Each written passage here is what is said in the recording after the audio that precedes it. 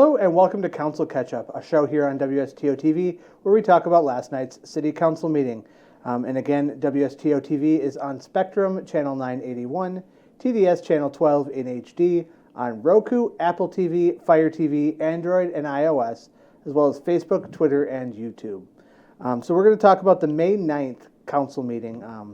And so I'm here with Mayor Swadley. Thank you for joining us. Sure. And we went through, you did the roll call and all of the normal stuff. There were some presentations. There was a presentation on the volunteer income tax recap. How did that go? It was basically a recap. Our finance director, Ehlinger, is one of the volunteers and leaders down for the free tax service that we provide every year at the senior center. So he was kind of giving a recap about the number of forms that they were able to process, and it seems like every year that program is growing. All right, and then the WEDA Tax Credit Award for the Stoughton Housing Authority. So the Stoughton Housing Authority manages the Greenspire apartments, and we partner with a couple of nonprofits to apply for a 9% WEDA tax credit to do renovations to the buildings. I believe there's a total of 92 units. Over the last several years, we've been able to chip away and remodel about 17, and this tax credit that was awarded was about $8 million, so we can renovate.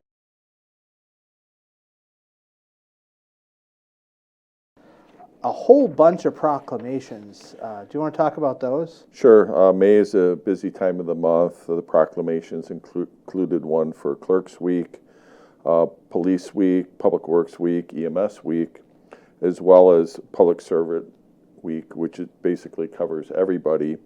And then we also had a proclamation in there because Sentinel is just around the corner.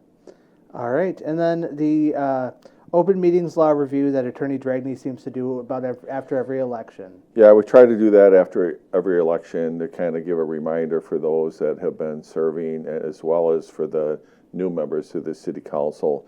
And he just basically covers things from what is the definition of a meeting, what are some of the requirements for record keeping, really some of the do's and don'ts to make sure that those that are serving do things in an ethical manner. All right, and then in the consent agenda, you just had some generic stuff like operators' licenses, appointing some people to boards and commissions. So we'll go on to old business. Item number 6 was Ordinance 12, relating to Section 50-4 of the Stoughton Municipal Code. What is that? We touched on that a little bit at the last council catch-up, and basically we added some language to our ordinance at the request of the judge, basically to cover graffiti. We really didn't have anything that defined, if somebody were to do some graffiti, how that would be enforced in the court, and we kind of used other language that was in there, and this is just more clear of what the expectations and definition of graffiti would be for enforcement purposes. All right, and item number 7 was Ordinance 13 to establish a local historic district in downtown Stoughton. Yeah, so the Landmarks Commission worked with a consultant over the last several years to create new design guidelines for the downtown, formerly the overlay district. And under the historic district designation, they'll use those guidelines for buildings that are in the Main Street area as they come in and seek exterior renovation improvements. And those would be for all the buildings downtown, whereas before some of the buildings would go to the Plan Commission for approval. Okay. And then under new business, you had 4 items all relating to ARPA funds. Can you talk about those? Sure. About a month or so ago, we had the Committee of the Whole meeting, and we've been kind of the last couple of years going through a process to make allocations based on requests that we've had from different organizations. And so last night we had approvals to commit $20,000 for the free health clinic, $25,000 for the Stoughton Area Resource Team, as well as beginning a new business revolving loan fund that'll be citywide, so any business in the city that's looking to borrow money would be able to do it at a lower interest rate than maybe they would be able to get from the bank. and then also a program, kind of a pilot program at the senior center, so we can lend out tablets and laptop computers for those that don't have access to them. Okay. And then item number 12, Resolution 74, was related to Troll Beach inflatable play structures. Yeah, in the past, we had kind of a sinking fund there, and really under the Wisconsin accounting standards, they don't really encourage that. So what we're going to do is structure a new way to make sure that we have money available. These structures, they're inflatable. They sometimes will last a year, sometimes up to 10 years. And we do need to have money available during the season if one of them is worn out, so we can replace it. So what we did basically this time is we did a budget adjustment in order to be able to accommodate those that needed to be replaced now. Okay. And then item number 13, Resolution 75, also a budget amendment for Virgin Lake Trail construction. Yeah, so we, in our capital improvement project budget, we had budgeted some money to do a paved trail up at the Virgin Lake area. And as part of that process, we would put in a 10-foot wide paved trail that would be ADA accessible. And there was a few things that when we got down to the final engineering that really were additional needs that we didn't anticipate that increased the cost of the project. So we're basically doing a budget amendment in order to be able to complete that trail reconstruction in a way that we think will really serve the public great going forward.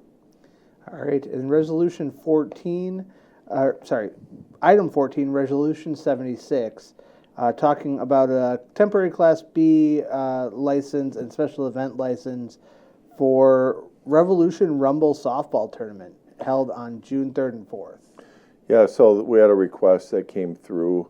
There were some deadlines that weren't met, but we were able to at least have the conversation and ultimately approve basically the special events permit, which also includes alcohol license for that day. We are in the process of reviewing our application process to make sure that the applicants understand what's involved in the application process. They have to get approval from Park and Rec Committee and from the clerk's office if there's going to be alcohol involved, as well as making them understand what our best practices are in the city of Stoughton. And where will that event take place? That'll be at Racetrack Park. It's a Madison-based organization, but I do know there's several players from Stoughton that will participate. It's an opportunity for people to come to Stoughton and see what we have to offer as they enjoy, their activities. All right. Item 15 was Ordinance 14 of 2023, a resolution amending Chapter 14 of the Municipal Code relating to alcohol beverage operators licenses. Yeah, so this is a first reading, and there's actually an ordinance and a resolution. They kind of work together. Our city attorney's office has been doing presentations and updates at our public safety committee. And basically what we're doing is we're changing kind of the process on how alcohol license or bartender's license are issued, and then what would happen during a renewal process.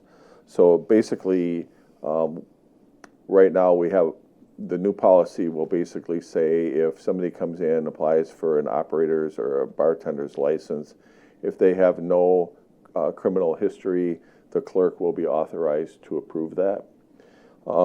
If they do have a background check, then there is some criminal history depending on what it is, when it occurred.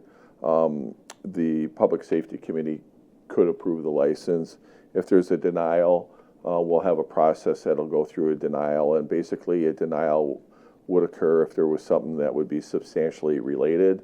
So for example, if somebody applied for a license and they had a recent OWI, the Public Safety Committee would hear the testimony and understand whether or not the OWI was relevant to the person's ability to do the job properly.